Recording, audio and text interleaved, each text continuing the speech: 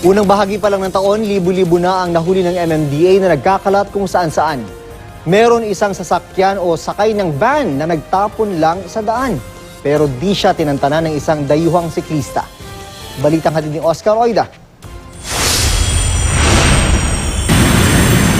That van just threw this one out.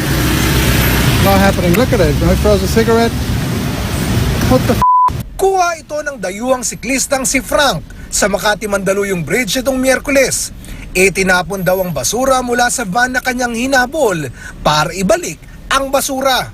This is not a bin. You threw that out. Don't do it. We all should look after the world we live in. So no, I'm not afraid of the people who do something wrong, who throw rubbish out. They should be afraid of everyone else giving it back to them. That's how it works. Ayon kay MMDA spokesperson Silin Pielago, nakakalungkot pagkat dapat tayo mga Pilipino ang mas dapat nagpapakita ng pagpapahalaga sa kalinisan sa ating bayan. Nakakahiya pero napakagandang action ho yun na ipamukha ho natin doon sa nagkalat na ito basura mo, itapon mo.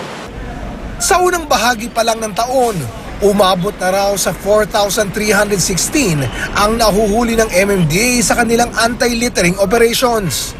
So meron hong dalawang pagpipilian yung violator. Una, it's either magbayad ho sila ng 500 pesos na kailangan hong isettle sa MMDA or mag-community service po sila. Ang community service nila, sir, ay sila ho yung pinagwawalis natin. Sa kabila nito, sandamakmak pa rin ang kalat. Gaya na lang dito sa Buendia Taft sa Pasay. Kahit nagkalat ang mga nakapaskil na babala ng MMDA kontra pagkakalat. Hirapan kami magwalis hanggang doon yung kalat na hanggang doon yan sa ano. Hanggang doon yan sa dulo ng may simbahan. Oo, minsan maawayin pa kami dito. Pero di rin naman daw biro ang manghuli ng mga nagkakalat ayon sa mga environmental officer. Madalas pangaraw, napapaaway pa sila. Hindi ko, kita kita, dumura ka. Hindi ko. Sabi mo, sorry sir, nahubo ka, di ba? Sinabi mo sa akin. ako, pero hindi ko nagdura. Kita kita eh. Hindi wala ko tayong karapatan. Tsaka ito yung signage ma'am, laki ng bawal magkalat oh. Karamihan daw kasi, harap-harapan na nilang nahuli, may ganap ang magalit. Minsan, tinutula kami, pinagmumura kami.